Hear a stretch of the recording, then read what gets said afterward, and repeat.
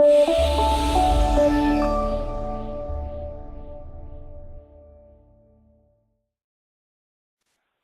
afternoon, everybody. This is Dan Taylor with eRAD. We'll be reviewing referring physician support this afternoon. I think we'll probably be able to demonstrate to you folks that there's quite a bit more that you can provide to the referring physicians than you may currently be doing. As usual, we'll record this and we'll post it on the website so everyone can get to it and refer to it later. And as usual, you're all welcome to contact me directly if you have specific questions. During the presentation, I'll have everyone muted. So if anyone has any issues, click on the button to raise your hand. Toward the end of the session, I will take questions and provide the answers that I can. If I don't have answers for your specific questions, I'll get back to the entire distribution list with an answer at a later date. So we'll begin. It's 2:01 now. And as you can see, I'm just logged into one of our demonstration servers. And we'll start off with talking about the user's profile. For a referring physician, one can create a profile, give them absolutely no rights at all, give them a user ID and a password, create some work lists for them, and they can get into the server from the work lists. For example, I've created a work list for Dr. Baker, who's one of my favorite referring physicians. From that work list, Dr. Baker can access reports simply clicking on the word final. He can read the report. He can listen to the dictation if I choose to allow him access to that. If I choose to allow them access to preliminary reports, and those are not reviewed and approved by me as the radiologist, then they can listen to the dictation and hear exactly what I'm talking about without waiting for the typed report to get distributed. Also, the referring physician can access the entire patient's history from this page by clicking on a new icon we have, which will open a patient folder.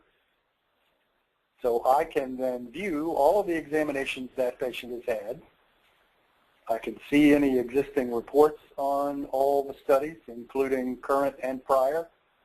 I can view attachments to those studies. And if I choose to, I can open the study from the folder into the viewer. That folder is also available from the viewer, so that if I choose to open Mr. Baylor into the viewer, there's a new button in the viewer as well. If you'll notice my cursor, that button will open the patient folder. I can still view all the previous exams, their reports. If I believe that one of them is relevant, then I can open that study into the viewer as well with a click of a button. So now that you can see, I have my current exam and my previous exam, and I can display either or both of those in the viewer quickly and easily. Through Quick View, these four squares on the left, I can also use a new feature, which is a web browser. If I want to take a quick look at the study, and I'm not at a computer where I can open the viewer, or if I have not been given rights to the viewer, I can still view the images, I can manage the window level, I can scroll through the images,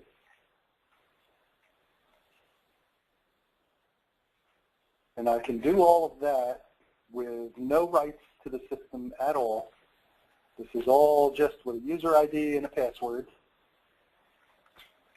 And just coincidentally, Mac users will be interested in the web viewer. We'll speak about that. The web viewer requires specific technology, HTML5, WebGL compliant browsers. That means Google Chrome, Firefox, Safari, Internet Explorer from 7 up with the Google Chrome frame installed. The WebGL compliant display controller drivers. Some browsers, specifically some of the Mac browsers, decline use of specific display controllers. So the device itself has more control over whether they can use the web browser or not. Mobile devices are supported. It's available if the browser on that device has the required technology. An example would be the latest Android tablet with Chrome installed can use the browser. Apple tablets and iPhones cannot. Android straight telephones cannot, just because they haven't evolved to the level of technology to take advantage of it yet.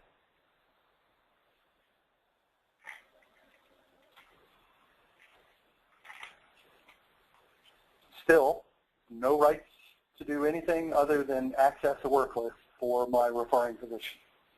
They can review and print all the reports.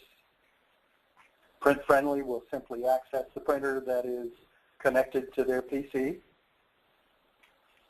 If there is a dictation there, I can listen to the dictation. And I can receive notifications. And the notification would simply be an email comprised of limited information that will allow me to click a link. In order to do a notification, as an administrator, I would simply create a work list for a user. I would go into the Other Lists tab, and I would create a notification. As you can see, I have several work lists that are set to do notification. All I have to do is create a work list around the parameters that I choose. It can be referring physician name, referring physician address, any number of things that I can do to create a work list and filter it.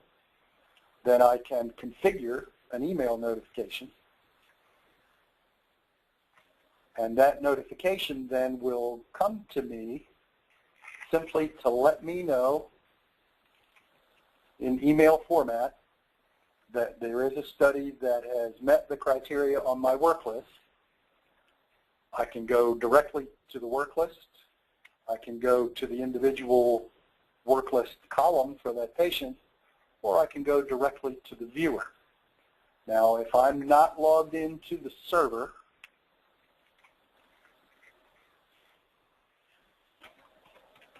so I will sign off. So I'm not logged into the server any longer.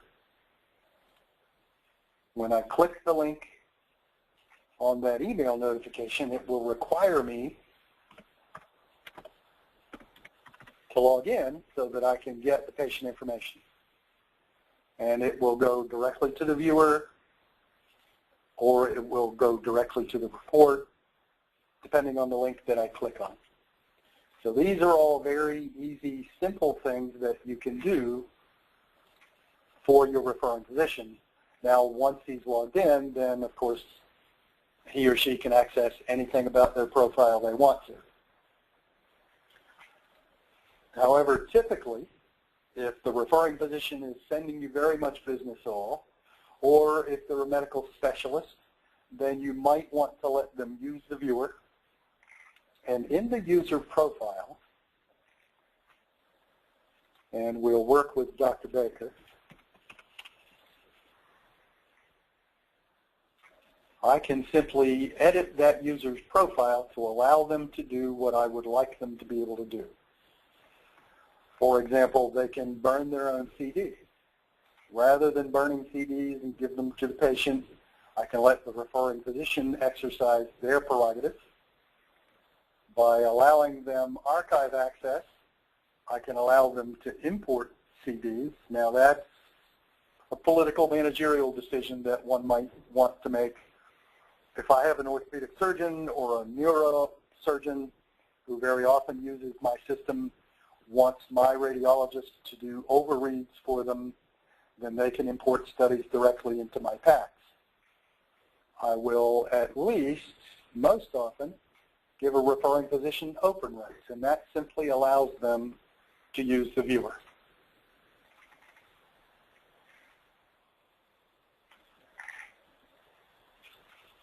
Then from the work list, if I have given them the privilege to do so, they can use the forward export button to burn CDs just like my folks do. I can allow them to go to the archive tab. They can do imports from CDs. And you will notice now that the privileges in here have expanded so that I can now import and export to several different media types. I can use compact flash, DVDs, CDs, multimedia cards, USB devices. Those are all new types of devices that I can use to get studies into and out of my PACS server in a DICOM format. So I have created for Dr. Baker several work lists, and I've given him limited access. By limited access, I mean that I will filter a work list based on whatever set of criteria I want. And if I save that work list as a global restriction for either Dr. Baker or the group to which Dr. Baker belongs, if I save that as a global restriction, then when he logs in, that's the list of cases that he will be able to see. You can see that I've created a list filtered by final, and the referring physician is Dr. Baker. The caveat to that is that if the patient has a prior exam that is or has been ordered by another referring physician, as long as I'm allowed by my global restriction to see that patient's primary exam, then I can see the other exams. For Mr. Baylor, for example, you can see there was a relevant prior ordered by Dr. Hamilton, but Dr. Baker has access to it because I have allowed him access to that patient's records. So that's an enhancement to the global restriction that you may be used to, which is quite a bit more restrictive. So Dr. Baker will have a global restriction. I will create a default work list for Dr. Baker. I will create, perhaps, depending on the type of studies that this person wants to view, I will perhaps create a prefetch work list for them. I have created for Dr. Baker an alert. You'll notice there's a column on the far right of my work list called alert. Now, when the radiologist is interpreting the study, we have a checkbox that can be used that will not indicate necessarily anything clinical, but it will indicate that I want this study handled in a special manner. So as the radiologist, I can just click that button. That will create a work list column that I can filter for. That then would allow me to go in and create a notification for Dr. Baker that there is a study that has something unusual about it. And if I do that, then I can create a notification. I might also want to allow Dr. Baker access to certain plugins. Again, depending on their specialty, when I edit Dr. Baker's profile,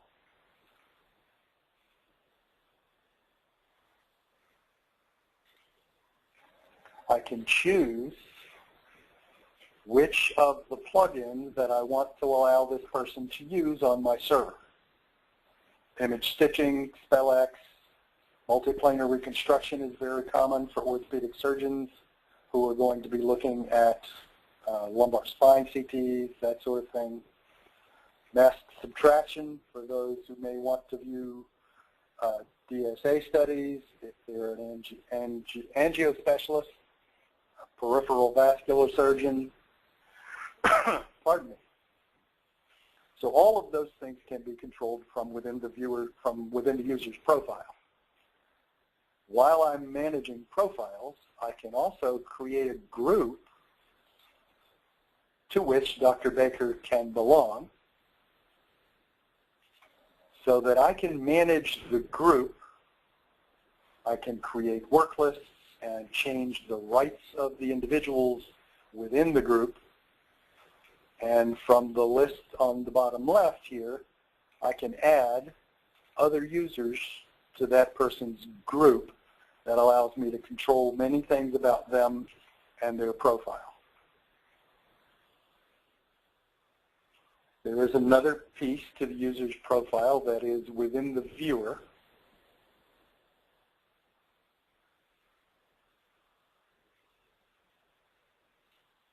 So I'll open a study in the viewer.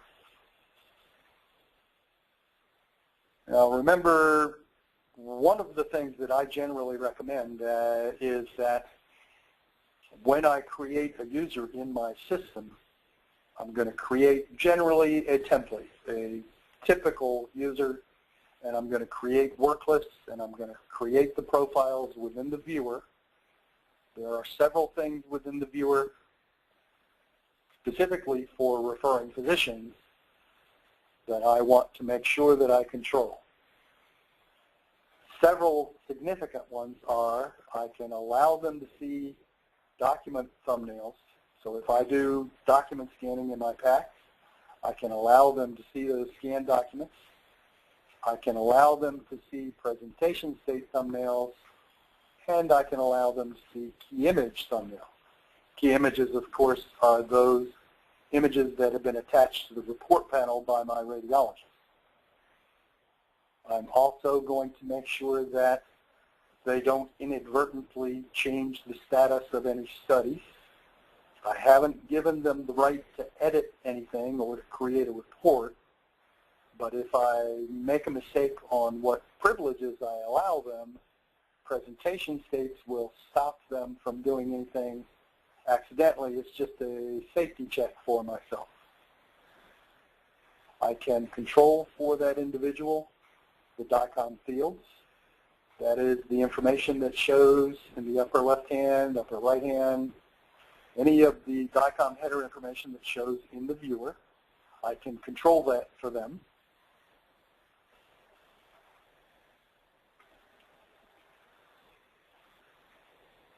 And one of the big things is that I can allow them to create and use hanging protocols, or since they're a referring physician and not necessarily literate with the use of my PACS, I may create a simple hanging protocol based on how they would typically want to view studies. The system just inherently has several default display formats. I can choose from those. I can create my own.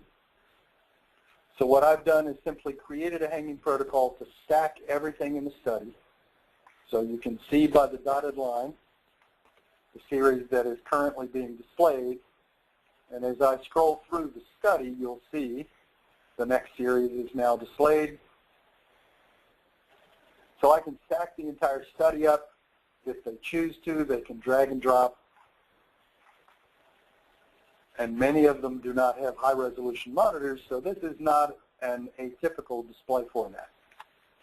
If I find out from that referring physician this is the preferred way I would like my studies displayed, I can, again, in Settings, Customize Settings, I can go to Layout, and I can choose per modality, or I can choose as a default setting, I want all of my images displayed whenever I open them. I always want them displayed this way.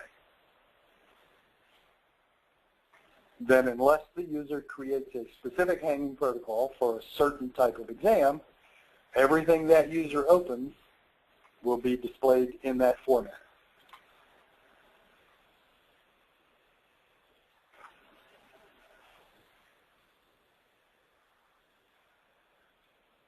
Doesn't matter how big the study is, doesn't matter what type it is, I can choose to have everything displayed in that specific format. And again, that piece of the viewer side of the profile needs to be modified as that user.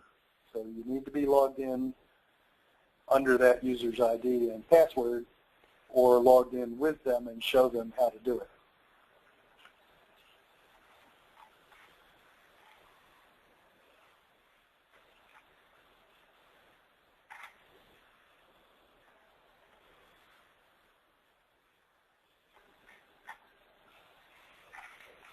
So speaking of key images and those sorts of things, let's say I open Mr. Sims.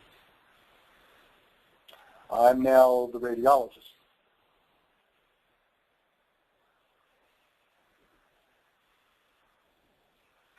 I notice that since I created that stack hanging protocol, it is now applying to everything that I open.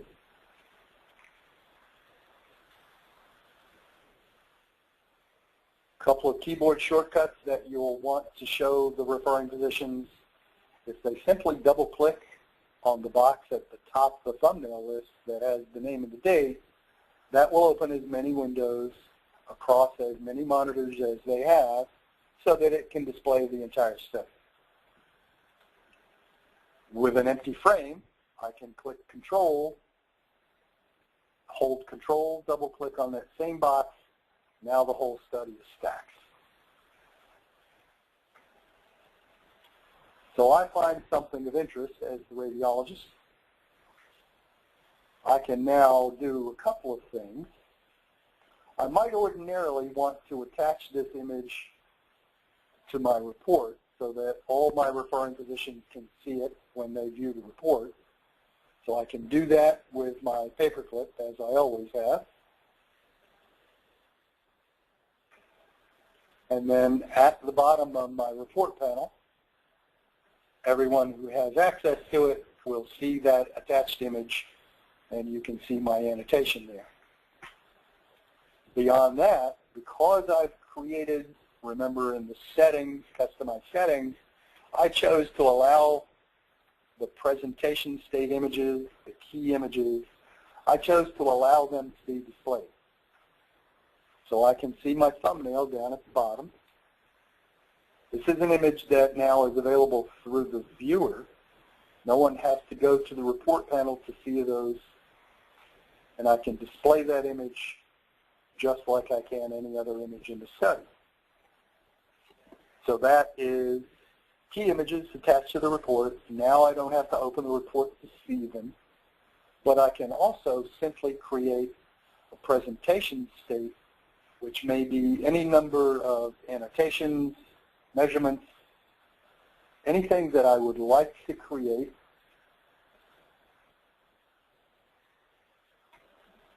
I can create this now by File, Create Presentation State, and I can choose whether to apply it to just that image or the whole series or the whole study. And I'll send that to the server so it'll be a permanent part of the study. Now I have done that without creating a key image on the report, so I can do either or both. The referring physician can then, if I've allowed them to set their profile correctly, I can view those images as well.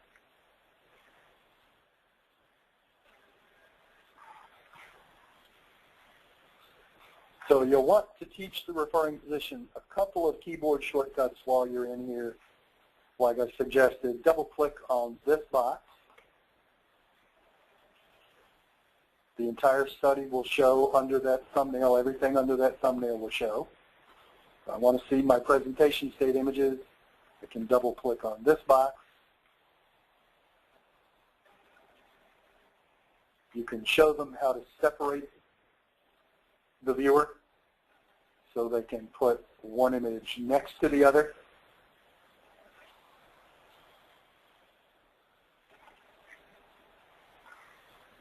So that I can see it with and without annotation.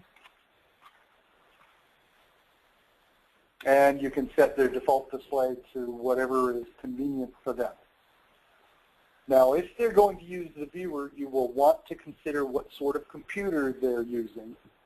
The minimum requirements for using the viewer will be virtually met by virtually any newer PC.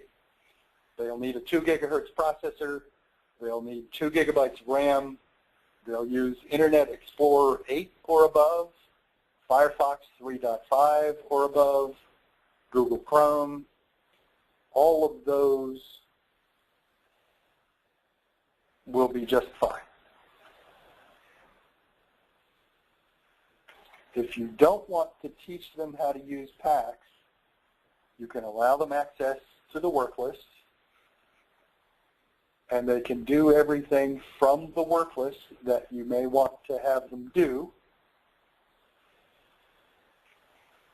Reading the reports, all they have to do is log in. I've created my work list so that the newest studies are toward the top of the list. Most often when they log in, what they're looking for is something that happened recently. So they can read the report. They can view the entire patient history.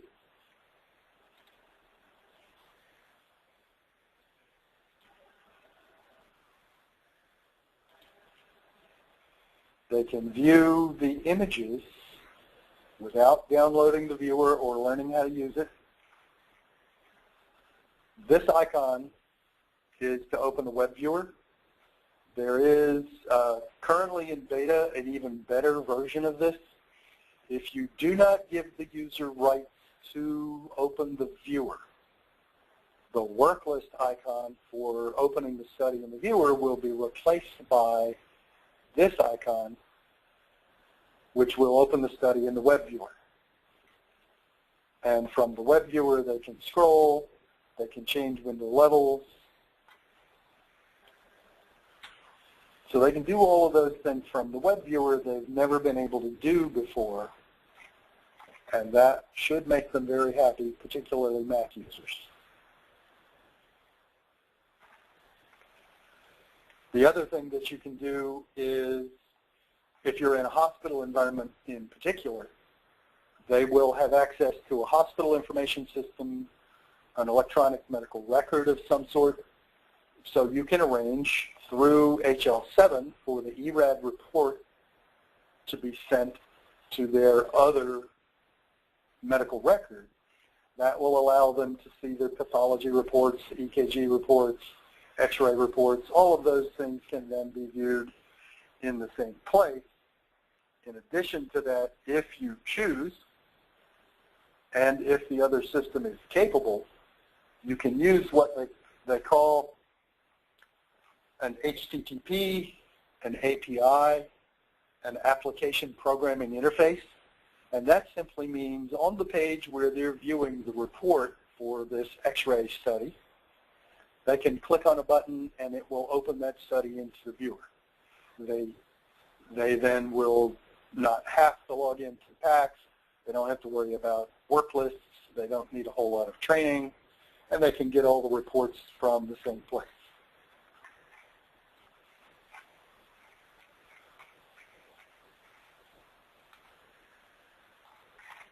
So I'm going to open things up to the floor.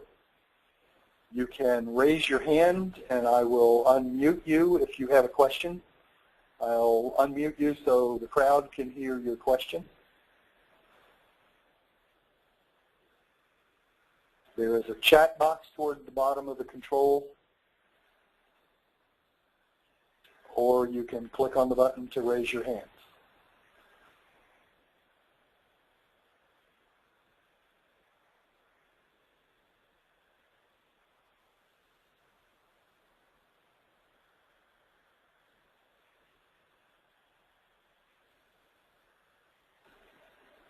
Okay.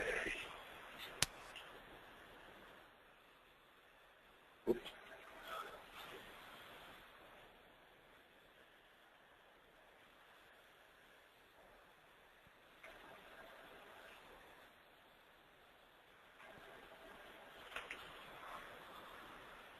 Okay, we have a question about the background colors.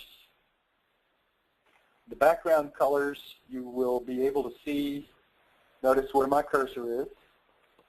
There is a legend that tells you what those colors mean. It can be a combination of colors. Generally, there will be stat studies. If I click on the exclamation point, that means the stat study will go to the top no matter what. And you can read the color legend, and it will tell you what those indications are.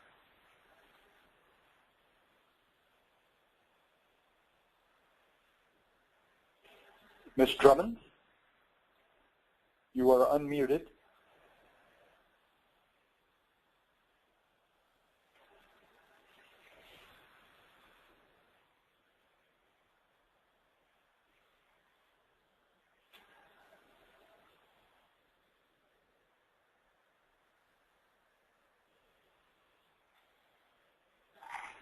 Okay, so the question is about using group rights and managing individuals within the group and how they affect each other. So if I have a user, we'll take a look at Mr. Baker. When I'm creating that individual, I can make that individual part of the group. That allows me to check this button. That individual then gets group rights. It also means that I can control the individual and which plugins they are permitted to use. Now, the plugins can't be controlled by group, but what you can do is create a model user, copy that entire user, and then the new user that you created by virtue of copy will have all the rights, and including access to the plugins that the original has.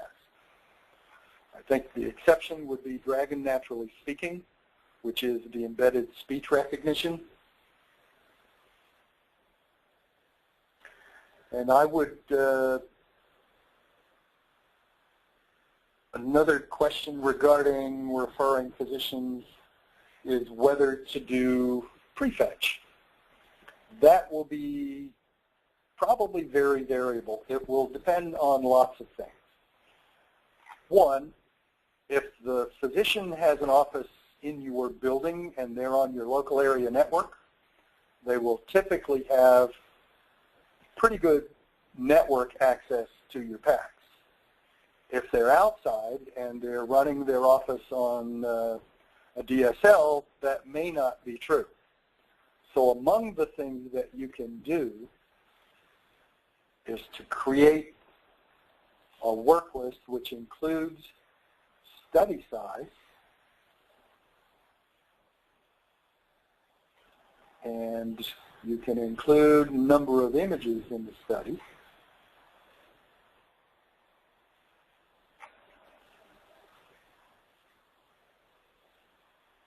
And then I can filter the list, of course, by the type of physician. And I can see how big those studies are. I can see how many images are in them. And among the things that I can do then is I can create for the larger studies, if I don't want to prefetch everything, I can say let's prefetch any study that has more than 100 images.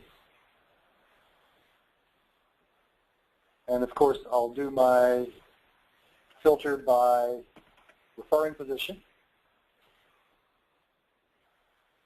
And I'll do all of those sorts of things.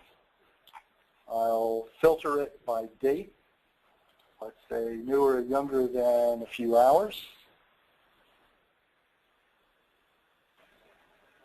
Okay, so now you see I have an empty work list, but that's okay. This is a scrolling query. So as new studies hit this work list, I can create for Dr. Baker a prefetch work list. And then I can, from within the viewer for Dr. Baker,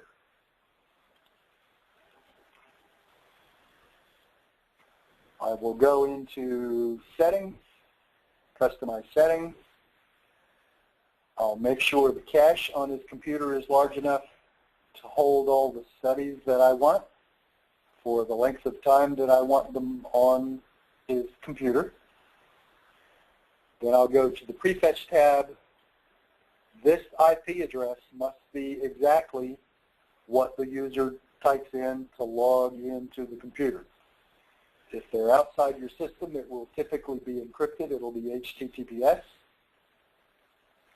If you have a domain name, type in the domain name, click on the button that says Check Server, just to make sure I typed it in correctly, and then enable prefetch. Now this needs to be done on the PC. This needs to be done on the PC for which that user wants those studies downloaded in advance.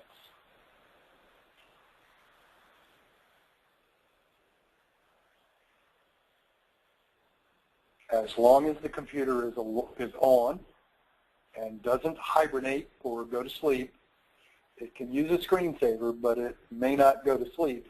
The viewer will run in the background. It will query every several minutes. It will go to the server and see if there are new studies to download. And if so, then it will download them to that person's PC. So when they log in, then they'll be able to open those studies much more quickly. And pardon me for a second while I'm reading another question.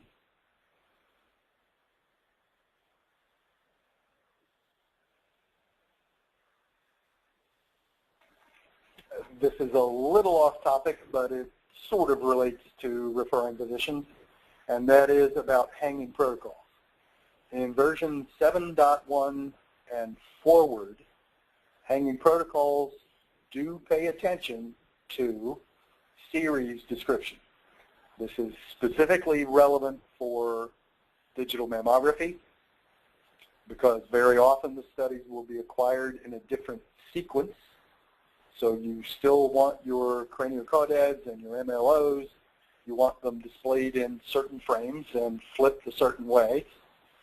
So all those hanging protocols in version 7.1 and forward, hanging protocols will apply based on not the sequence in which the images were sent to the PACS, but to the series description.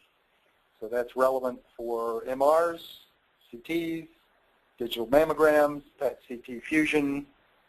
As long as the series description is there, the hanging protocols will use it appropriately. If the study doesn't have series descriptions, then the old rules, the existing rules in version 6.2 apply. Whatever sequence those images come to the PACS in, that's how they will be displayed in your hanging protocol.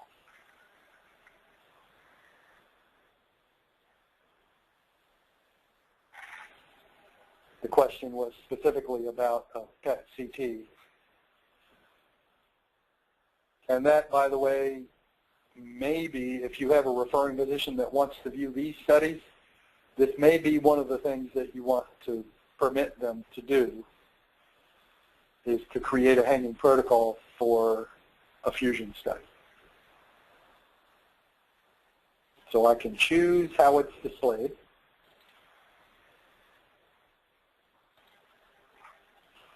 I can perform my post-processing.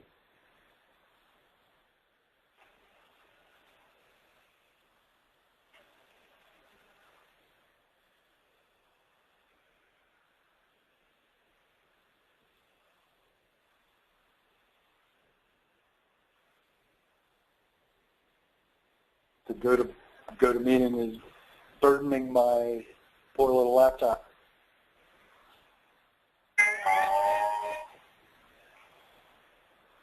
Okay, so now I have created my fusion study.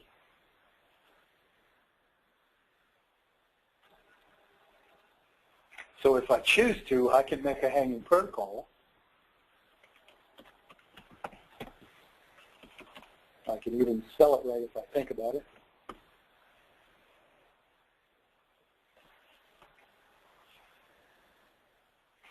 So that for the referring physician, I may want to download these studies in advance because they do tend to be a little larger. And I may want to create a hanging protocol so that the processing happens automatically and I don't have to teach them how to do it.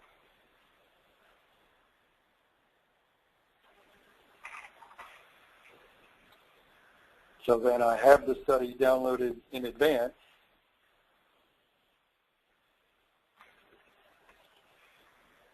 So it opens a little more quickly now.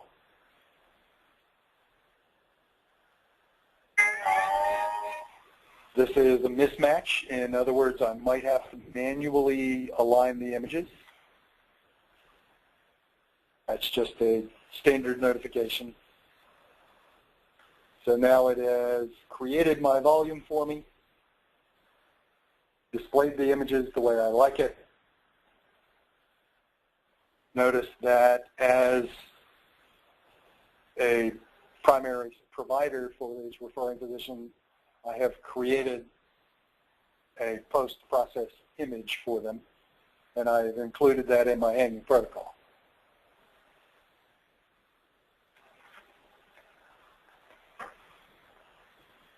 All right, pardon me for a minute while I read a question.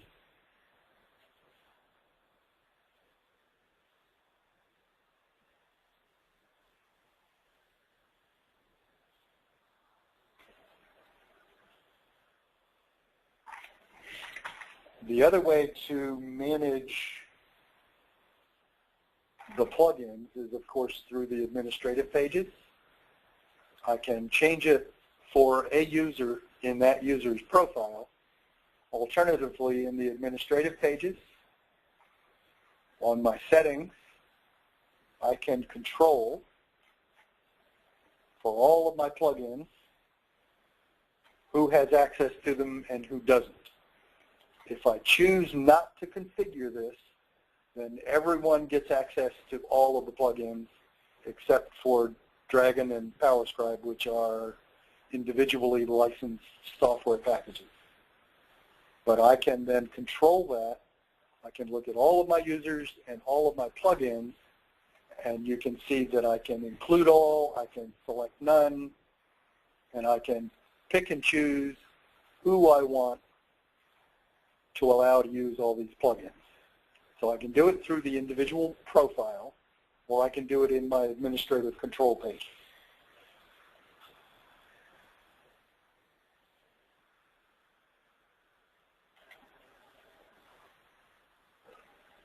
Are there other questions, please?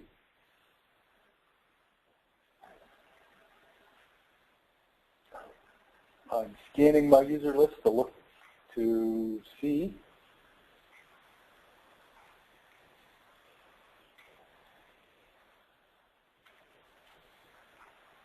And I believe we have answered all the questions that have been asked. At this point, I would invite you all to check in with the web page in a couple of weeks. This will be edited and posted on the web page. All the previous webinars, as well as other recorded demos, are on the web page as well. Just go to eRAD.com, and it'll be conspicuously displayed on there. And with no further questions, I'll remind you all to go to eRAD.com. I'll remind you all that you have my contact information from this presentation, and you're welcome to contact me directly, and I will get you a personal reply. And we've gone just about 45 minutes. I do appreciate everyone's attention. I'm going to scan one more time for questions.